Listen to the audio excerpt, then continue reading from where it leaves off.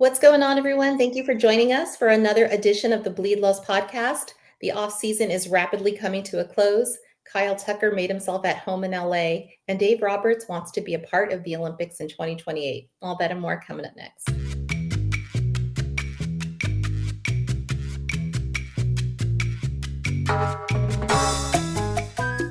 Welcome back, and thank you for joining us this evening. Anthony and I are your co-hosts tonight, and producer Roger is behind the scenes. Before we get into it all, we want to make sure to tell you about DodgersBeat.com. Stay up to date and in the know with all of the latest and most comprehensive coverage of the LA Dodgers. It is your one stop for articles, interviews, contests, merch, and more.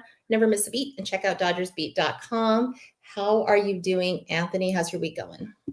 It's doing well. Like I said, I'm getting adjusted to this new AI scheduling. So I'm normally typically the morning guy, but they've kind of had all over the place. I feel like as humans, we're relying too much on artificial intelligence. I feel I prefer the more human approach. But yeah, enough of that. How are you doing? I know Sunday was a very hard day for a lot of people here in Southern California. Well, for a lot of people that are Rams fans here in Southern California.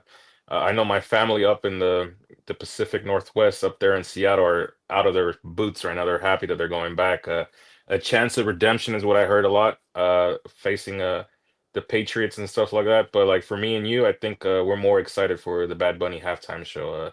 The game is kind of secondary. I kind of just want to see Benito perform. Oh my gosh, I am excited for that. But yeah, I'm going to be honest with you. I'm still grieving. I have thoughts, and this will be probably the end of Drea's Rams report until next season. But yeah, let's just kind of get it over with, slip the Band-Aid off. What did you think of the game? Were you going for Seahawks or Rams? I couldn't tell in our text chat. No, I like to play both sides because like with family up in Seattle, I was very Ram heavy, and then over here I was kind of like trolling, just like messing. Because I love Sam Darnold. He's a USC guy. He's going to be the first USC quarterback to start at the biggest stage possible, the Super Bowl. I feel like it's a personal redemption story for him because he got labeled a bust just because he ended up in some bad organizations. We talk about that a lot here. Like sometimes you end up in a bad organization, the Dodgers will come and rescue you, and now you're an all-star basically. So that's kind of what ended up happening for him. But I don't know. I kind of was like, I had the idea like these two teams are the best two teams in football. I think whoever's going to win this game essentially was going to win the Super Bowl. Similar to how I felt similar last year when we played the Padres in the NLDS. I thought those were the two best teams in baseball, and whoever was going to end up winning that series was going to end up winning the World Series. Thankfully, it went our way this time around. Unfortunately, didn't go your way this time, but I don't know. I feel like it's a good learning lesson for the Rams. I know they got a lot of veteran guys, but their team has a lot of young players as well too. So sometimes it's okay to have your heart broken because now it fuels the energy and kind of like makes you like work harder and stronger in the off season. At least you're not in like my boat where like I don't know if we're trying to rebuild or we're still trying to like retool. I don't know. I saw Mike McCarthy's interview today and like I just wasn't sold on it. I know he's a Pittsburgh guy, he's a Pittsburgh native, but like again, like if the Rams head coaching job was available, does that mean I qualify because I'm an Inglewood native? Because I live like right across, or I used to live right across from SoFi Stadium. I don't think so. So I don't know. I feel like Rams fans, their hearts are broken right now, but in the bigger picture, there's more Super Bowl opportunities in their window compared to fans of me, the Steelers, who are, I don't even know if there will be a window open within the next 10 years. I hope so, but we'll see. I don't like losing. I was so used to winning for these last couple of years, and I just was so sure that something was going to lean in our favor at some point in the game. But as soon as that Xavier Smith, that muffled punt kickback that he just dropped, and then they scored right away, I knew it was the Seahawks year. And next year I believe we're going to play at SoFi for the Super Bowl. So maybe that was the last time the Rams won a Super Bowl. I don't know. But I gotta say, I do like Sam Darnold. Like you, I'm a USC fan. I'm happy for him. I actually really love Cooper Kupp. He was one of my first Rams jerseys. I have a picture somewhere behind me of him doing the game-winning catch for the Super Bowl last time when the Rams won. And I am going to be I'm tuning in. But yeah, it's definitely more Bad Bunny now, so I'm very excited for that. It's going to be a fun. It's going to be a fun Super Bowl, but not the outcome we wanted. We had Steelers Rams, and Yeah. just had our broken, but maybe we can get producer Raj to do like a sub podcast next season, maybe like Bleed Los NFL edition, and you and I can do an extra night and just get out all of our thoughts. Oh God. Yeah, I think it'd more be cheerful on your side as like I watch my team score. I tell people like they have the mindset like, oh, the Rams got all the way this far and like lost. Like I would rather be in their shoes. Like you guys were close to reaching the Super Bowl. My team made it to the playoffs and we only kicked 2 field goals the entirety of the postseason. It's just like I don't know. I think it's a loser mindset to be like, oh, I'd rather not make the playoffs than to lose it. No, I'd rather be like have the opportunity to compete for a championship. That's why we play the sport, to compete for championships. What's the point of like being mediocre the entirety and not having a chance to compete and end up being a champion? You're basically stuck in purgatory. True. I mean, well, you have cool towels. Yeah. So you got. That's what we got. Yeah.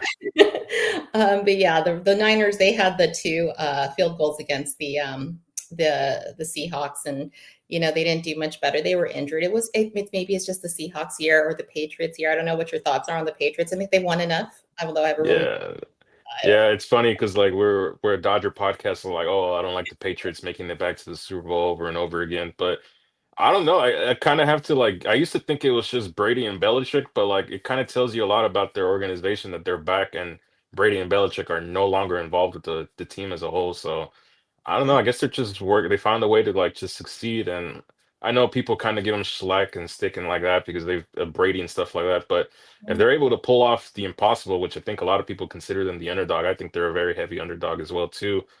There's not much you can really say. They're the champions. I know you can argue like, oh, their pathway to the championship was a lot easier compared to like Seattle, where they had to play two divisional opponents, basically fought to the death against the Rams. But at the end of the day, if the Patriots are the last team standing, what else can you argue? They proved that they were the best team in the NFL.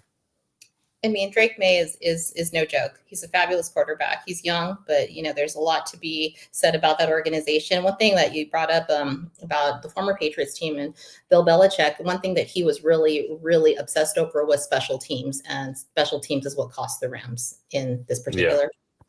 And like we say in Dodgers talk all the time, defense wins championships, and the Rams fell short on that. So there's a lot to be done in the offseason. We'll put this to bed, but one just kind of wrap up note on the Rams and the Dodgers crossover. Did you see that the Rams had a jersey that they sent to Alex Vesia and his wife on kind of like to honor their daughter Sterling, who passed away, and it was signed by the entire team. Did you see that on social media? I did. Yeah, I saw Alex posted it. I kind of like that they're kind of uh I hate to say coming back to the public eye, but they're starting to like move forward with their lives. They realize that there's a lot of people supporting them, not only just family, but also fans, and not even fans of the Dodgers, just people in general. There's a lot of people can kind of relate to the unfortunate situation that they had to go through, because unfortunately, other people as well too have followed in their footsteps as well too. So, like I said it before, like the Dodgers open them with welcome both back with open arms, basically.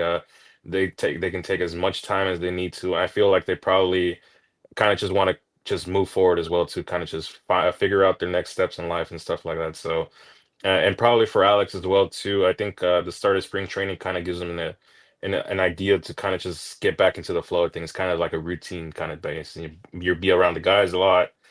Same with with his wife. They'll be around all the Dodger wives and stuff like that. Kind of just like, all right, let's just get back to normal stuff like that. So I'm happy that they decided to move on together and kind of just focus on this next chapter in their lives together. Yeah, and some things are just bigger than sports. And I want to give a shout out to the Blue Jays and all the teams that kind of reached out to the Vesia family and different people around just all sports who really showed them love, because that was really just shows the humanity, and that it's not always about rivalries, it's about the people, and at the end of the day we're all human. So really amazing to see that. So yes, we're sending nothing but love to the Vesia family. But yeah, we'll just kind of travel around the league. I know we'll kind of weave in and out of Dodger talk as we go through this episode, but yesterday was kind of an interesting day, and I was kind of reflecting a lot about the NBA, about Kobe. You and I are obviously Lakers fans, but I think there is some crossover in the sense that Kobe was a big part of LA in his life. And I still even think beyond that. Yesterday was the 6th anniversary of his passing with his daughter Gigi. And I still can see how much of LA, how many fans, even people that are maybe not even NBA fans, how much of an impact that Kobe had throughout just all sports, just from his mentality, his just the things that he did that just transcend, everything as far as work ethic and just how you should approach life. And it just got me thinking, kind of your take on Kobe and kind of what he meant to you, because you grew up watching the Lakers. You did get to see some of the biggest Kobe moments, and so just kind of your thoughts on him and his impact in LA. Yeah, so the moment that I remember the most actually isn't a good moment. Like the first like very like basketball centric moments, memories I have are actually the '04 finals. We ended up losing that against the Pistons, but I remember I think it was game two. Uh, the Lakers are down. They were basically down the entirety of that series, but I remember that game specifically. They inbound the ball to Luke Walton. Luke Walton finds Kobe on his screen and he like hits his ridiculous three-pointer just to force overtime.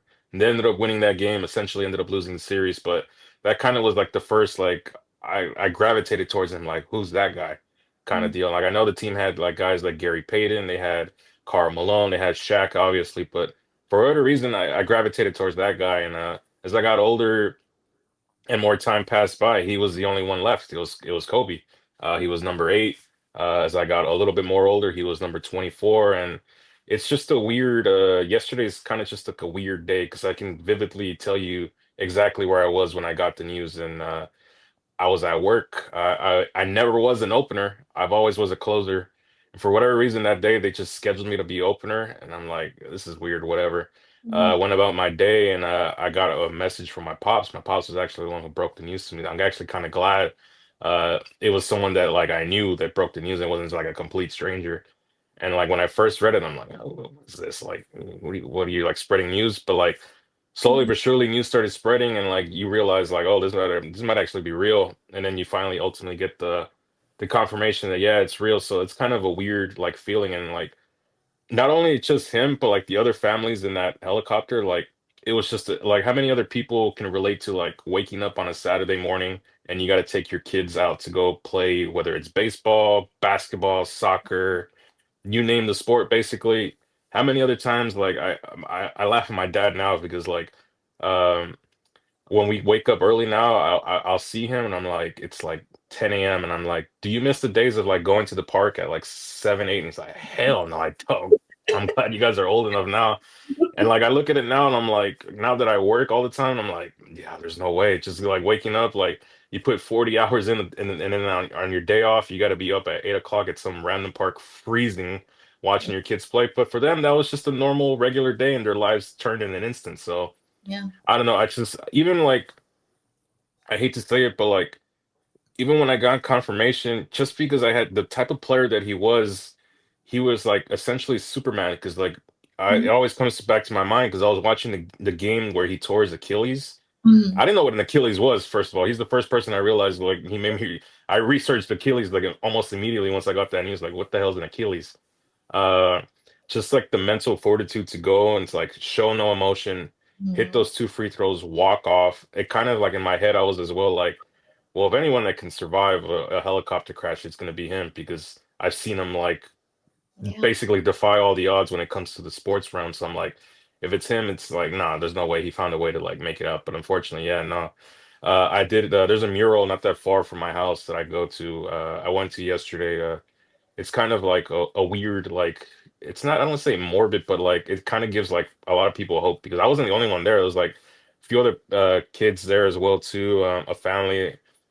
But like, it kind of like we all kind of gravitated towards it. We kind of know the moment what it is. Yesterday was not only for them but everyone. But yeah, it's kind of just it's hard to describe what like he meant to the city because a lot of different people have different stories. Like Yeah. you can go to a family and tell them like, hey, what does he mean to you? And like they'll give you a million other reasons why, like, oh, like I used to watch him growing up, or like, oh, like he did this thing and it kind of changed me my mindset mentally. Like, well, if you can overcome a little obstacle in your life, you can overcome even bigger ones. Like, so I don't know. A lot of people have different feelings and stories, but I feel like it's a great time to kind of just reflect on that. The 26th specifically, because I know they have Mamba Day and Kobe Day as well too. But those, I feel like those are more celebratory days, and this day that just passed is kind of more of like a day of reflectance. I agree. I think that that's a really good way to kind of look at it because I mean, we want to remember all the good times, of course, but the truth is, like, he did leave us too soon. I was getting a master's degree at the time, and I remember seeing the is TMZ. I think they had broken it first. I saw the little alert on my computer pop up, and my initial reaction was, "That's not possible. It's completely. It's no way. That can't be true."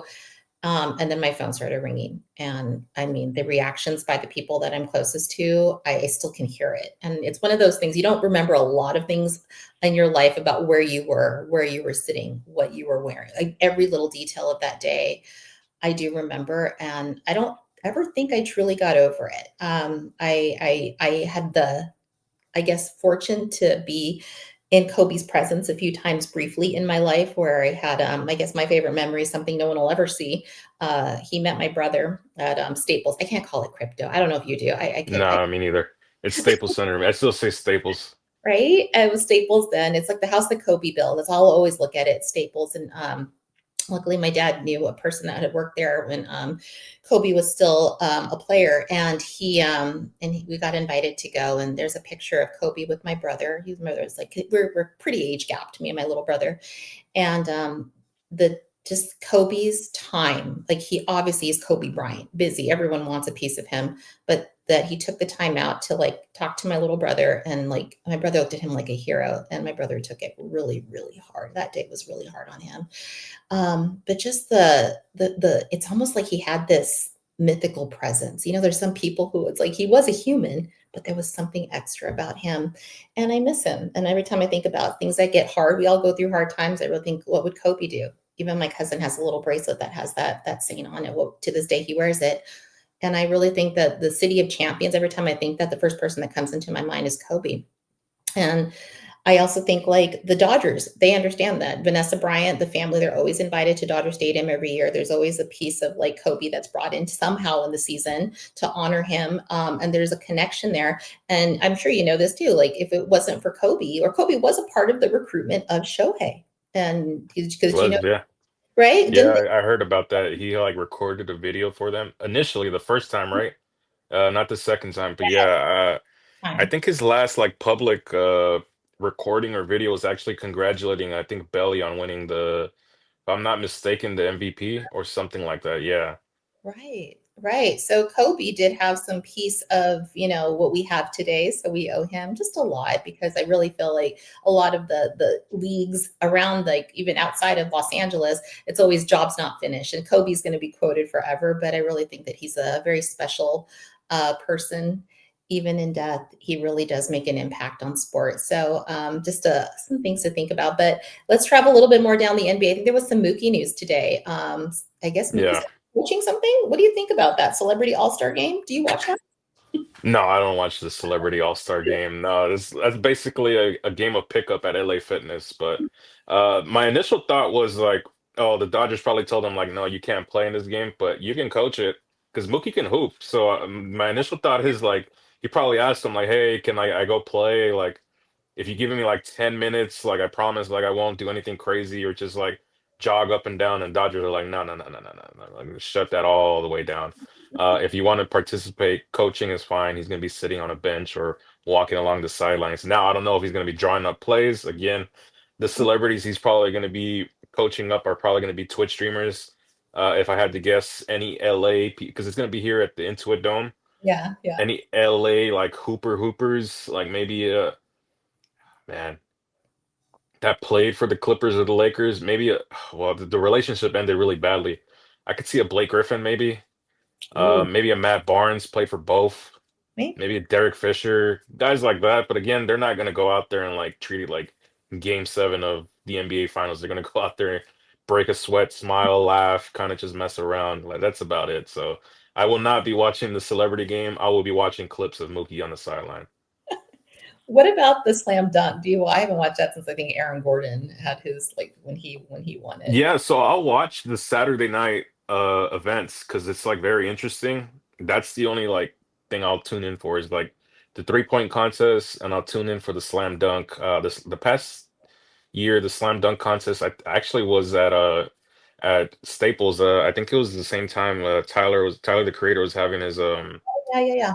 his tour, I think, at the same time. So I actually watched it there live. But I don't know. I feel like the NBA is kind of lost its mystique with like the whole All-Star weekend. Like I don't watch the game at all. I can't watch it. The only All-Star game that I truly watch, and I don't even watch all the way to beginning to end anymore, is the baseball one. But the only reason I watched this one this last year is because they went to that swing off, and I was kind of interested to see how that would work. So That was I don't cool. know. I kind of tune in to see like how our guys do, how like the Dodger guys do and perform. And once all of them are out the game, I'm like, yeah, I'm out. I'm not watching the rest of this. Yeah, I think All Stars kind of lost its allure. I know the Pro Bowl's this weekend for the NFL, so Yeah, no, I'm not watching the Pro Bowl either. yeah, it's a tough week. But yeah, I guess that's going to be the Celebrity All Star game that Mookie's coach is going to be on February 13th, day before Valentine's Day. So that doesn't mean anything to me because the way that this girl's heart is pitchers and catchers report, which is going to be just a couple of days before that. So let's talk about that week.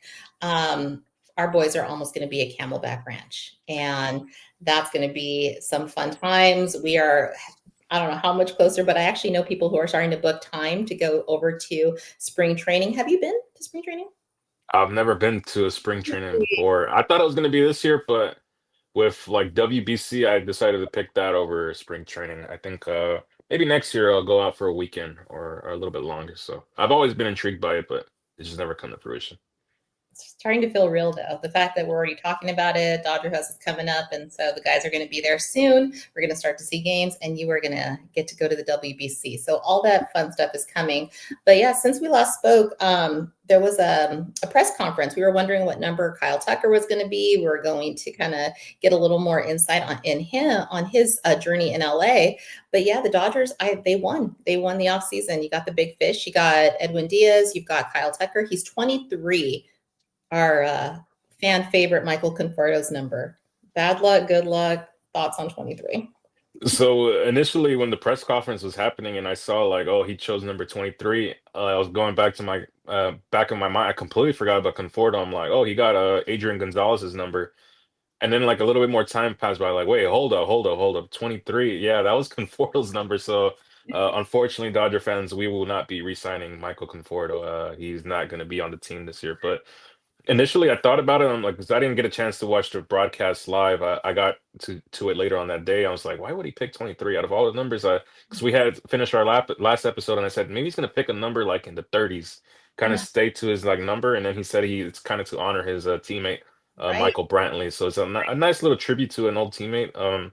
You hear guys like, especially young guys, they'll always pick out like a certain veteran, like, hey, like that guy kind of took me under his wing, kind of taught me how to be a professional, kind of like I gotta owe him a lot to like kind of like a lot of these guys that are older, at least back in the day, didn't really treat rookies like professional players and stuff like that, kind of treated them just like off to the side. So it's nice to see like throughout the league that there's like these veteran guys, and you need veteran guys like Miguel Rojas, perfect example of this, kind of like been through the battles and stuff like that, someone to kind of take these young guys under their wings and kind of show them like this is what it means to be a professional. This is how we arrive on time to the games, how we work during the games, how we work after, how we grind it out for 162, and hopefully we make the playoffs and we grind it out longer there. So because it's kind of hard in the minor leagues because you're kind of just like you got to figure it out on your own until you're around older and much better talent at the major league level where you're like, well, that guy's doing that. Like you kind of instinctively think, well, I got to do more stuff like that. So it's kind of a nice little tribute to Michael Brantley. Michael Brantley,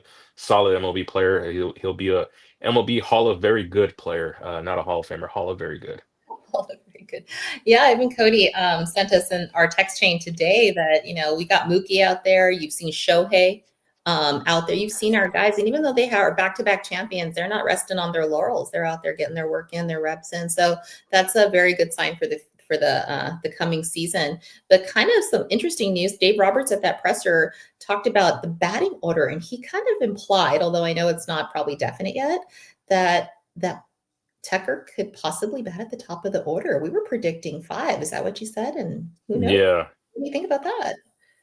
I don't know. It's well, he knows more than me, but I kind of want to see how spring training plays out, like kind of see where guys are at. if guys need more time figuring out their swing, then just move them down in the lineup. I think it's kind of hard to like you asked me last week if like can you put a lineup together, and I'm like no, I don't think I can because like I feel like I'm disrespecting guys if I have them batting seventh and eighth. Like you have a Max Muncy potentially batting seventh, Teoscar Hernandez potentially batting sixth. So I think Right. it's going to depend on like fluctuations of the season. If like a guy's on fire, he'll hit higher towards the top of the lineup. If a guy's scuffling and struggling, then he'll be more likely to move him down, stuff like that. So. I don't know. I think he's kind of just talking right now. He kind of wants to. I kind of think he's gonna wait to see how guys are at spring training and stuff like that, or how they come back from WBC. Spring training's interesting because obviously we don't get to see the guys for any kind of a full game. And those first initial games, it seems like they have just that packed dugout. There's like 100 guys in there, a lot of guys that they're just trying to give a little bit of time to get the feel for what it's like to be in, you know, in the majors and get a little bit of a rep time in. So it doesn't quite feel like the full experience of Dodger baseball, but you get the taste of it. And it's nice to see. So kind of looking forward to it. I'm really looking forward to the WBC. I I mean, it's going to be wild. I think we had a couple of or some little interesting tidbits came out. I think Team Japan released their or the Samurai Japan released their roster. Otani's officially two-way player. Yamamoto confirmed in the obviously confirmed in the rotation. Yeah, so thoughts on the WBC? We even saw Aaron Judge. He had his I think he was a picture that was released in Team USA. So it's coming together, yes. It's coming together nicely. It feels like we're kind of just counting down the days for that as well too. I know a lot of the teams are kind of in their versions of training camp, quote unquote. But it's kind of just we're basically just playing a waiting game with both spring training and the WBC because if you remember, some of these WBC teams will be playing actual MLB teams as kind of tune-ups. I think Team Mexico plays the Dodgers and so on and so forth. But yeah, it's kind of just like we're counting down the days and stuff like that. And to go back to you, like these guys working out at the stadium, I'm kind of convinced that like Shohei just has like a master suite at Dodger Stadium. I feel like he's always there. Him and like Decoy have like a bunk bed situation kind of deal in one of the, like the luxury suites, and we'll just never know about it until like 30 years in the future. And we're like, oh, this is by the way, this is where like Shohei kind of stayed in this like little like secluded area of the whole stadium that you didn't even know realize what it was. But yeah, I love that these guys are kind of like they're like us basically. They got the itch. They basically want to go back to playing baseball full time. I think it usually happens right after the holidays. They kind of look around like, all right, this was fun, but like let's get right back to it, basically. I think they are itching. I think they're natural competitors. So that's going to be fun to see. I know that we have a new guy, Andy Banez. He said he's not going to be playing for Team Cuba. I think that was announced today. He's going to be, he wants to focus on his team, the Dodgers, which kind of shows a little bit of like kind of focus that they're already kind of saying this is our season. They're really going to go all in for that three-peat for us. And so I kind of thought that was kind of cool. I mean, we're not going to see Mookie play in the WBC. We're not going to see Freddie play, but I think they're making the right choice for themselves to focus on this season. Yes. Yeah, Andy Paz as well too, pulling out. We mentioned that. I think these guys are kind of just well, a little bit of two things. Like a guy like Ibanez kind of wants to prove that he can play every day on this team and kind of wants to earn that, like even if he doesn't like earn a starting spot, like kind of earn a bench spot and like solidify himself. Like, yeah, I deserve to be here. And a guy like Andy Paz, like we mentioned, had an awesome regular season, but scuffled in that playoffs and like he was very, very bad. So he probably wants to just go back to look the basics and kind of refigure his swing. And spring training is the perfect time to do it because it doesn't matter like if you hit five or six, seven, 10 home runs in spring training because it doesn't count. It's just practice basically at this point. So I think guys like that kind of just want to figure out like where they belong on this team. And like I think Andy Paz kind of wants to prove like no, like that postseason was just a blip basically. Like and hopefully he does. I hope so because we were really impressed with Manny Paz as we were getting closer to. If you remember the All Star, he was a Yeah. really like, high candidate for like, oh my God, this guy's really making a breakout, and we were thinking, could be the new Bellinger. He's making a name for himself. Speaking of Bellinger, he's a Yankee. I think that happened since we last spoke. So he got what was it, 162 mil 5 year. Somewhere around that, yeah. Yeah, opt outs. I think he had 20 million signing bonus. So we're going to be seeing Belly in pinstripes for the near future. Was that the The right move for him, right? I think that's what we're thinking. Yeah, and I told you too, like when the report came out that there was two quote unquote mystery teams, I just didn't believe it. Like it was always going to be the Yankees. Like I know the Mets were interested, but I never really bought the interest in them. It was just felt like it was a long game of poker between Scott Boras, Cody Bellinger, and the New York Mets, or not New York Mets, the New York Yankees front office. And finally, I think the Yankees and them both came to an agreement where like, let's just do this before like we further like jeopardize this relationship kind of deal. Because that could end up happening where like you overvalue yourself and like the team's kind of like kind of turned off by your demands and stuff like that. Like, well, if you think yourself like that, like feel free to like just walk. So I think they finally came to terms with a deal that works out for both sides.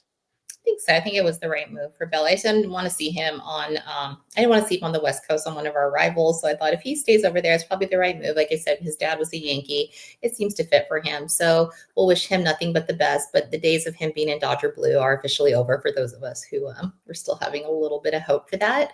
But another signing that I thought was kind of interesting, Harrison Bader, who the Phillies have just had a little bit of a run with. He signed with one of our, I think now that's going to be our resurgence of the rivalry this year with the Giants. And the Giants seem to be the bigger threat, not the Padres anymore for this season. Do you think that we have to kind of look over our shoulder for them a little bit more?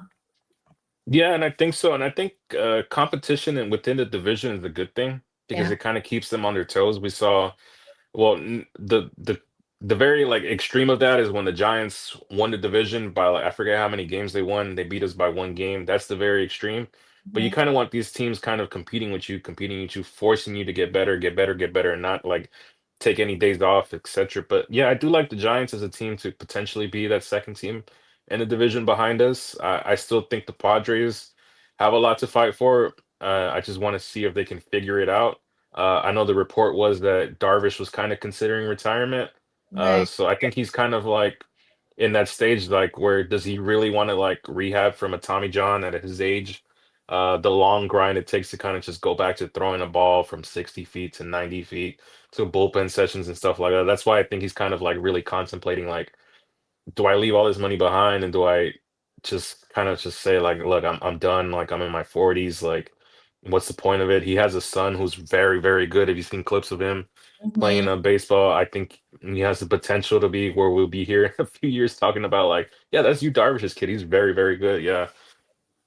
So I don't know. I think that's kind of the ordeal he's at. Does he contemplate just like giving it up and like just unfortunately like you're not going to be that guy you were once upon a time ago all those years back, or does he challenge himself and stuff like that? It's a dilemma. Like you just don't know what these guys are feeling inside because he feels like if he gives up baseball, that's it for him essentially. That's all he had. But I don't know. It's a dilemma that all these guys have, whether they're early on in their career or late on in their career. They have to figure out what's next basically, and all they've done for the entirety of their career. I bet you Darvish, all he's done for the entirety of his career is baseball, baseball, baseball, baseball, baseball, and now you're here at the end, and you're like, so what's next, basically. So I wish for him at least that he finds a peace in whatever decision he makes, whether he decides to rehab or he decides to ride off into the sunset. He'll know. I mean, kind of like Kershaw, you just know when it's your time, and everyone, it's different for everyone. It's not like a set age, but you get to know your body. I'm sure they know what the grind of 162 is. And perhaps he's seen the writing on the wall, but obviously there's nothing finalized as of right now. It's kind of just, we'll see a little bit more news come out on him. Amazing player. So I may not like the Padres, but I have nothing against you, Darvish. And I wish him, obviously, kind of the best as he makes his decision for the coming season. But you brought something really awesome to our attention today. It was I was looking at the games. I think it was released that there's going to be a series of games that are going to happen over the summer, like just team after team after team that are. I think you called it a gauntlet, right? Yeah. Made up of what Yankees, Phillies, Mets. So it's Um, Yankees, Phillies, Mets, Mariners, Red Sox, Cubs, and I'm gonna give a shout out to on Twitter Dodger Nate because he posted a screenshot. But it's an actual like absolute gauntlet because you start in New York with the Yankees, you go to Philadelphia for three, then you go back to New York for the Mets. You come home, you play Seattle and Boston for 6 games here, and then you fly out to Chicago, who I think the Cubs are gonna be give us a oh run my, for our money when it comes to repeating as world champions, at least here on the NL side. But it's an actual like absolute gauntlet. It's kind of like right after the All-Star break as well too. So this is kind of like we're Yeah. gonna figure out whether this Dodger team is kind of up for the challenge or not, because that's kind of a very, very big test right out the gate, right out the onset, basically. There was one last summer where I was like a whole month where I was like, oh my God, this is the month that I'm totally scared of. And they actually did okay in that month. It was the sub 500 teams that just drove me absolutely batty. Do you remember, like, what are we doing here? And do you think we play up or down to the competition at I certain points think of the season? we do. Yeah, they have the tendency to play down to the competition, and that's why I said in previous episodes, like you'll see them play a team like, and I'll use the Colorado Rockies for example, just because they're in our division, and like the Dodgers will come out flat, and like the Rockies will score like a run or two early, and before you know it, like it's the sixth inning, and we're still losing like 2-0 or 3-0, and like, well, are these guys gonna figure it out? Yes or no? And before you know it, the game's over and you lost basically. So. I think that's going to be their one weakness, apart from injury, is going to be like, are they going to be interested enough in these sub 500 teams? I think for like the team that gauntlet that we just described, they'll be up for the challenge because you're going to be Yeah. in New York for both series. I would Mm, imagine that Yankee fans are not going to be very nice to us.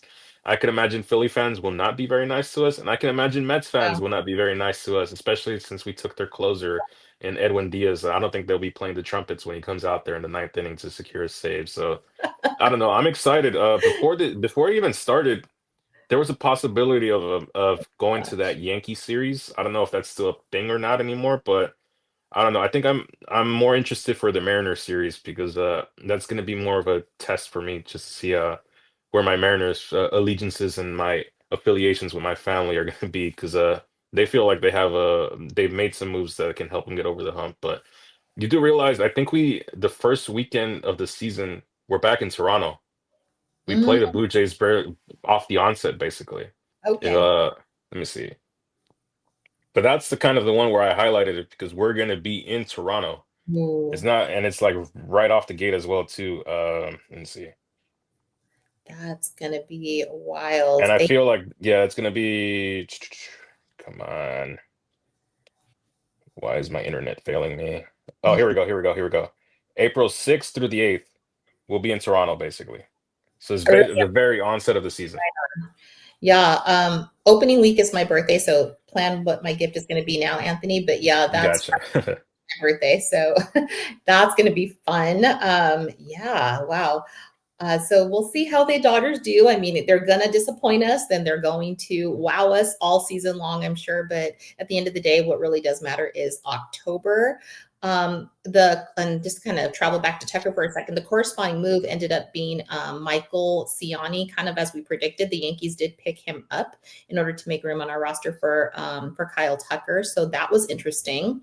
And then you had this is a fun one. Old friend Craig Kimbrell. I don't know how you felt about him. I'm pretty sure I know how you felt about him. He's now met. Has he played on every team? And why? How does he see? Um, that I can think of off the top of my head, yeah, he's been a Brave, he's been a Dodger, he's been a Red Sox, he's been well a Met now, and I think I'm missing a few, but yeah, it feels like he's been on every team basically. How is he so Oh, the loved? Cubs, he was on the Cubs, right? Yeah, he was on the Cubs. What's his magic? How does he? I don't know. It's just bizarre. I'm just glad he's not a Dodger. But we did have some news about Tommy Edmond this week. So love me some Tommy Edmond. By the way, congratulations to him and his wife, Kristen. They had a baby girl, Ava. Yeah, I saw.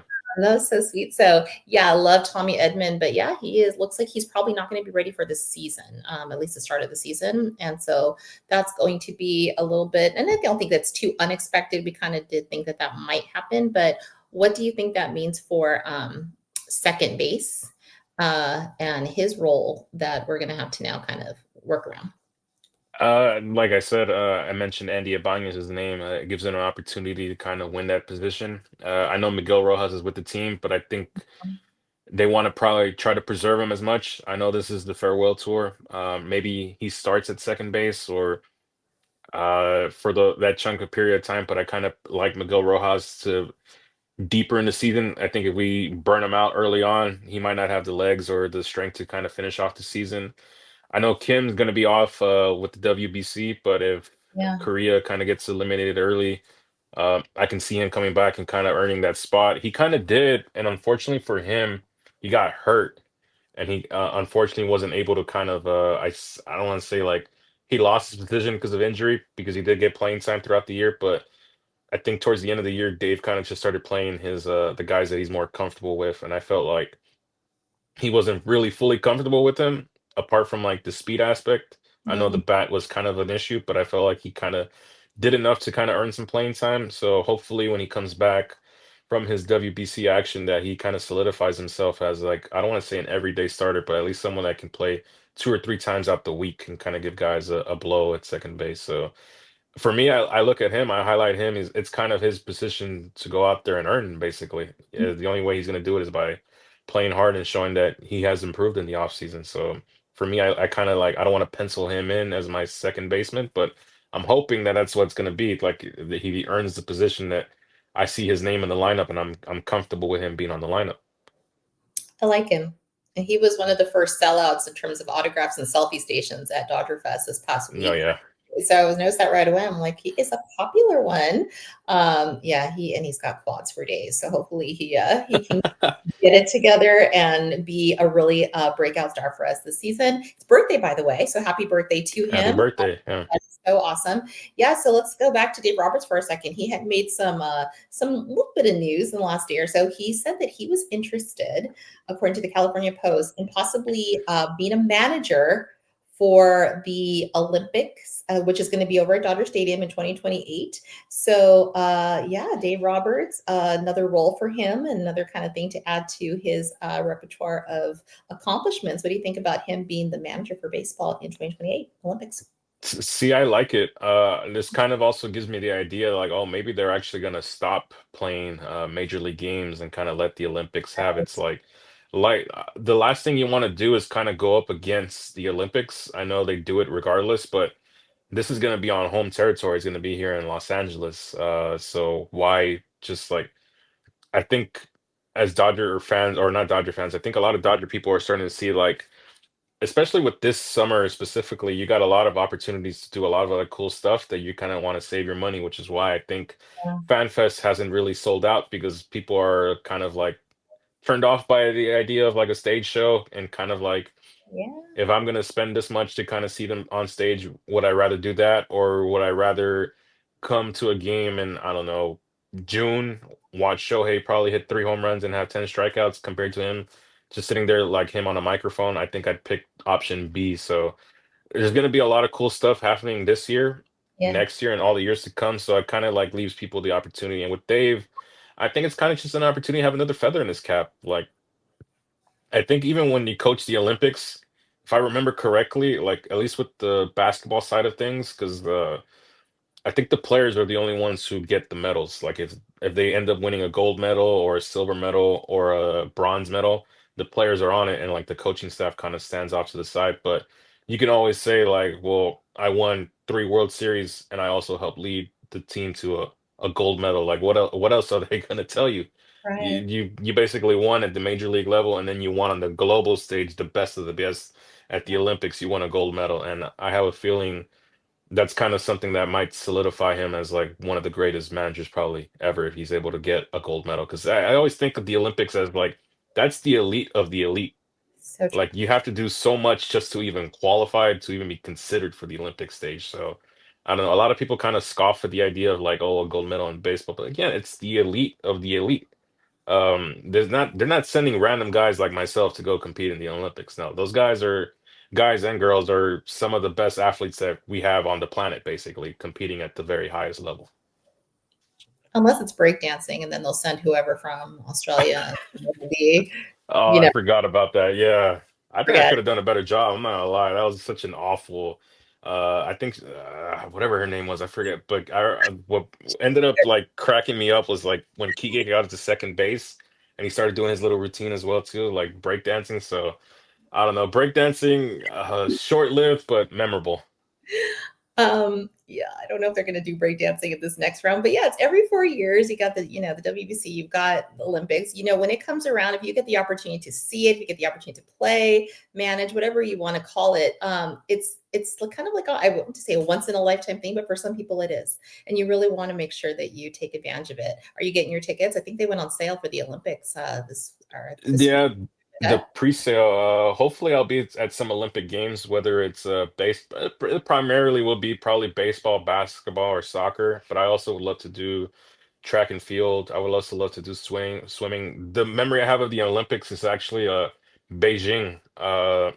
Just because again, I was in '08. What was I? I was in, I think, elementary school. So summer vacation, I could stay up and watch Kobe and the Redeem team in the Beijing Olympics. Yeah. Michael Phelps absolutely dominate in the swimming.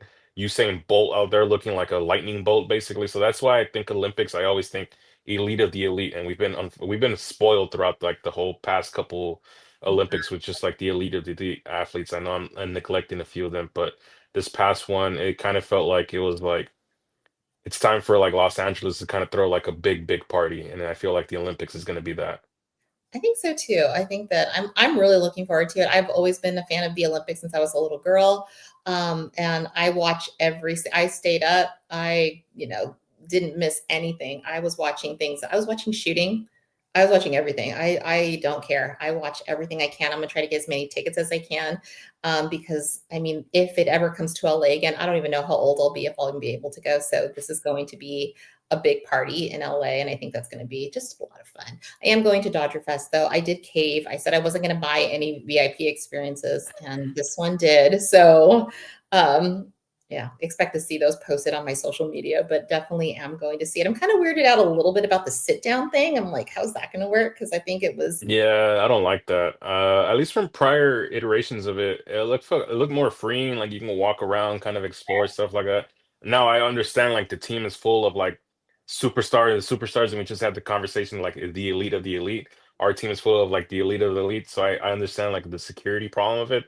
But I yeah, feel like it would be a better way of kind of like experiencing a Dodger Fest and like basically paying for them to sit and talk on the microphone and trying to hype you up, basically.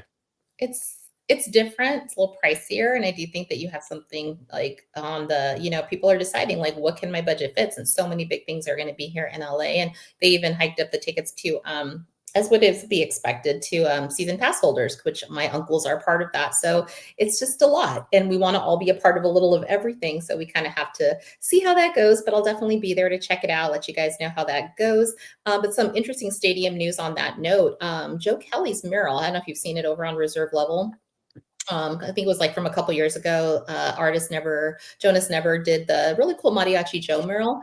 And I guess Joe Kelly, friend of the Carne Asada, was talking about how they just can't take it down. I think it was an interview he did this week because Yeah. it brings good luck since it's been up.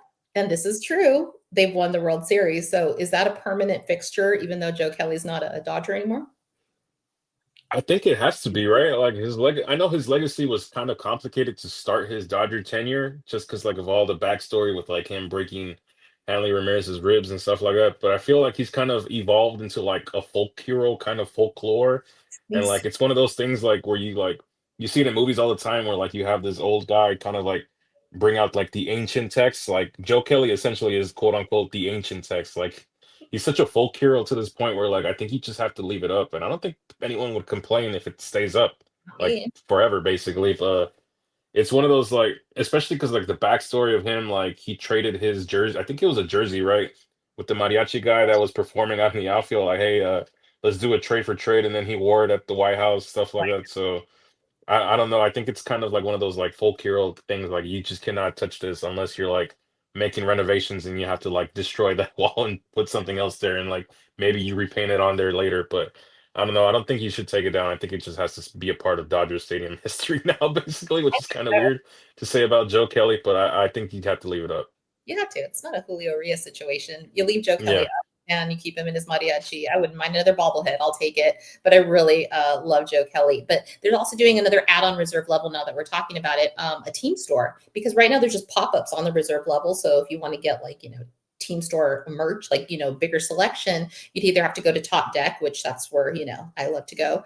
And then of course the bottom level field level. But yeah, they're adding a store, and it made me think about some things we could see. I don't think there's been a ton of renovations that have been announced, but I don't know if you were going to the stadium when they used to have, just different restaurants. I know that things have kind of shifted over the years, and they've gone, in and out of California Pizza Kitchen, Carl's. But if you could have any restaurant added to Dodger Stadium, I'm in and out. Yeah, see, look, that was the dead one, get away. I know they got Shake Shack out in the outfield. Shake Shack, yeah. And but then I thought about it like In and Out, like the lines are crazy enough. Can you imagine an In and Out? Like I would not want to work the In and Out at Dodger Stadium because it just sounds like hell and torture.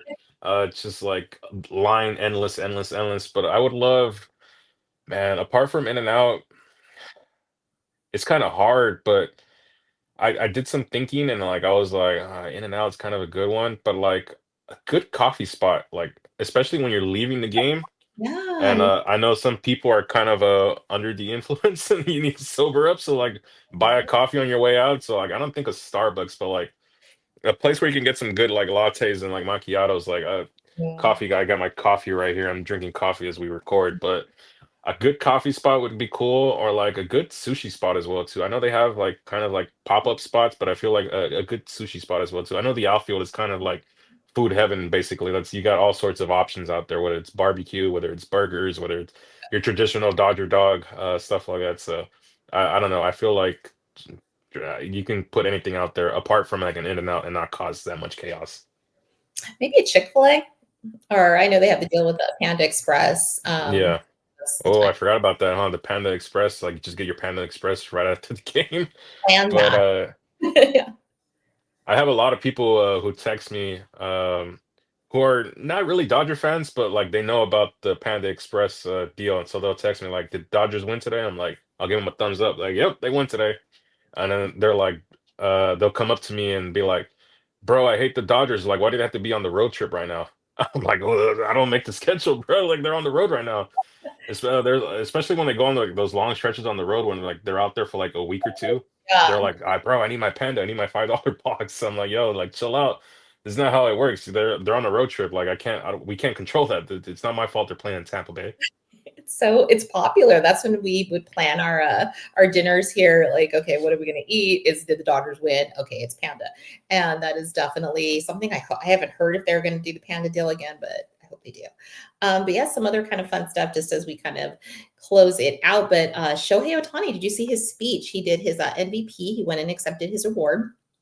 Spoke amazing English. I don't think we get to hear him speak a lot of English, but we know that he can because the players are always talking about how fluent he is. But he gave his thank you speech for his MVP award, and they gave Decoy his own little MVP dog award. Did you see that on Shohei's social media? I did, yeah. I think at this point, Decoy is just like the unofficial Dodger mascot. We'll see if Carlos Yamamoto takes the throne from Decoy, but it's kind of I love that all the Dodger guys kind of have like their own Dodger dogs, and we've all kind of just embraced them as our own Dodger dogs as well too. But I love the idea of Decoy. I'm surprised they haven't had more Decoy giveaways. I know he's been like on bobbleheads, but like, could you imagine like that's also another thing. They haven't released the promotional schedule now that I'm thinking about it. Like, could you imagine like a plush toy, like a Decoy plush toy for like kids under like I don't know Well, the age of 13? Like I would want one. But I'm surprised they haven't capitalized on Decoy. But it's also probably a private thing with like Shohei. They probably like consult with him, like, hey, like, would you be interested in this? Like, I know the bobblehead was like a very cool one. It's a very unique one. So we'll see. We'll see if any other Dodger dogs are featured as giveaways as well too. A big day for Dodger dogs would be a was it Pup at the Park? That park day would it have all the dogs and stuff. So yes, I've been to one of yeah. those. That's a So fun yeah, one. we'll see. I mean, maybe yeah, the Decoy's name, image, and likeness. Can you imagine? Shohei would make another billion on that. Yeah. That would be the deal on that one. But yeah, hard hitting question. Would you trade lives with Decoy Otani? Because that dog must live the life. Oh, currently, yeah, probably, yeah, he probably does live a life, and like you see it like during the regular season as well too. He's kind of like at the stadium, but like he's kind of secluded in their little box, and like Yeah, that's true. I can't imagine like just being at Dodger games and like just being a dog and like I think of my dog like growing up and like he would watch a lot of games with me, but like he would kind of just like stay in my area because I would watch in the living room and he'd kind of be underneath me. He'd fall asleep. He couldn't care less, but like he kind of looked at me mad when like I would jump out with excitement, like whether we hit a home run or something, and like he look up, he look at the TV, he look at me, and just went right back to bed. So I kind of do miss my road dog, my road dog Toey. It's been a couple years since we've lost him, but he kind of was the reason I watch a lot of games out here alone because like I said, I tend to watch games by myself just because everyone's kind of on different schedules. But he was kind of like the one constant was him.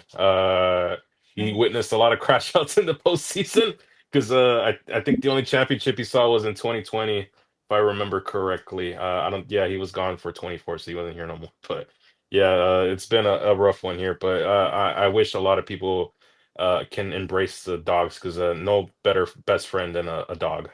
No, I feel you. I lost my dog last July, Rufus, my English bulldog, and I'm still not over it. I keep his picture by my bedside still. It's still a very hard thing for us because there's a video of us when we were celebrating the 2024 championship. Start the party Los Angeles, and we were filming it while we were all like jumping and screaming, and Rufus is barking, and he's so happy. And sometimes I look back at that video of that moment in time where you just don't realize in the moment, like you think everyone's going to be here forever. You think, your animals, you don't want to ever think about them passing. But that moment was just so emblazoned in my mind as something so great. And Rufus was so happy. So dogs are the best. So I can understand why Shohei is just completely enamored with Decoy and everything about Decoy. And so are we. But yeah, imagine being like Decoy and your dog park is Dodger Stadium and you're just taking like a hot deuce on, you're everywhere. And Uh, up. I mean, he just lives amazing life. He's I probably been at Dodger Stadium so much he probably knows his way in and out, like where he right? should go, where he shouldn't go, stuff like that. He's also very well trained. Like if you remember, he threw out the first pitch. Was it 2 years ago? Yeah, 2 years ago. And Shohei said that's probably the most nervous he's ever been in his life was to see if Decoy was gonna follow simple, quote unquote, simple instructions. I don't think I would have ever been able to tell my dog to like, all right, stay still, and like when I signal you to come here, bring the ball. I don't think that was gonna happen.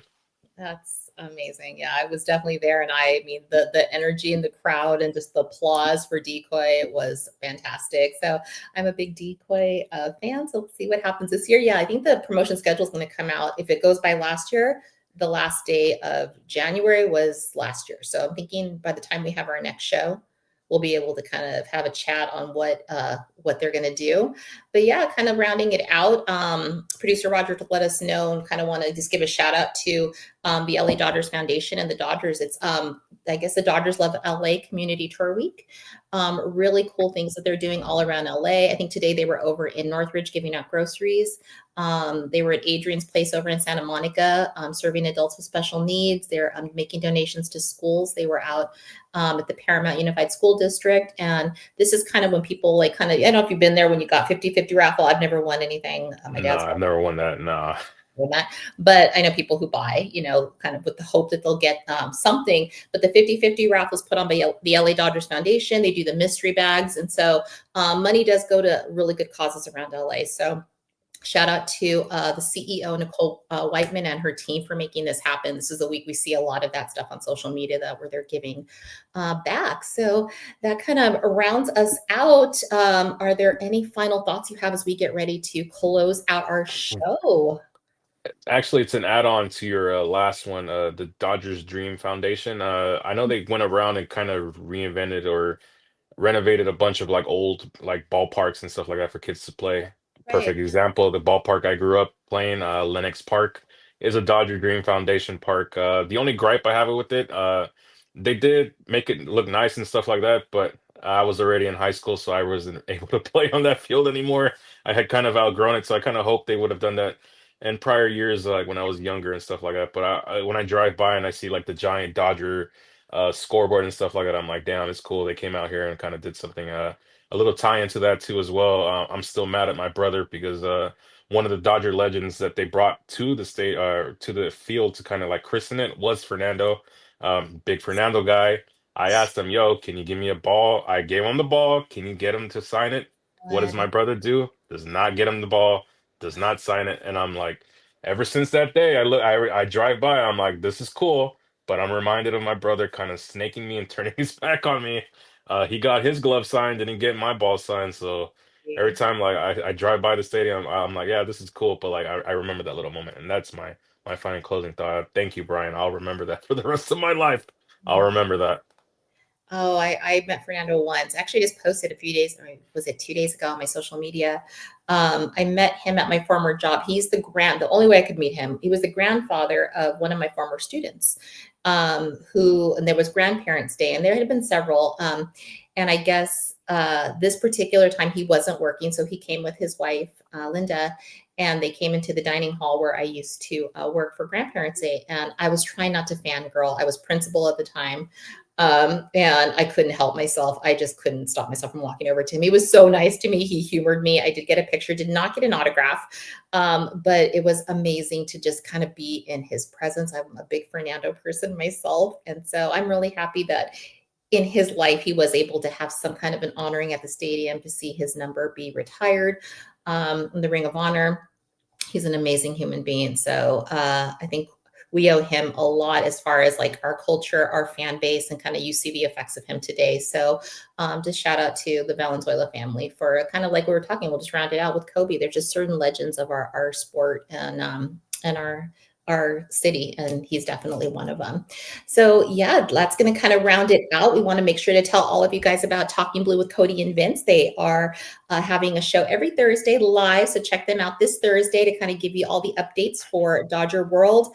Definitely check out if you haven't bought your tickets yet to Dodger Fest. If you can go, maybe we'll catch up there. You can see me, or we can hear all about Anthony's excursions at WBC coming up. So we're Yeah. excited for that. So fun stuff is happening. I know it's kind of the off season. We have to just try to like kind of figure out what we're going to talk about, but it's getting exciting. Anthony, are you feeling the vibes starting to come? I am, just for the sole reason, like outside it's baseball weather. I know for Cody it's not. They have just like this crazy snowstorm, but like the past few days here in Southern California have been beautiful. It feels like this is the time when baseball should be played, and we're right around the corner basically. Kind of feels like that fresh grass, the stadium opening up again. Can't wait to hear the crack of Shohei's bat when he hits a homer. It's coming, and we're all going to get super excited. But yeah, don't forget to check out DodgersBeat.com. You have Cody's articles, you have Steve Webb's articles to keep you all up to date. Check out the Bleed Lows Podcast Network. We have our boy Kohei over in Japan getting it done. Shout out to him, who's always bringing it to the people over in Japan. And we have all the player interviews and different things happening around LA that producer Roger always has ready for you. Make sure to check out our handles. You can find me, Drea, on X and Instagram at Ravine Queen 1958. You can find Anthony on X and Instagram at Anthony Acosta _. And until the next big thing happens, let's go Dodgers.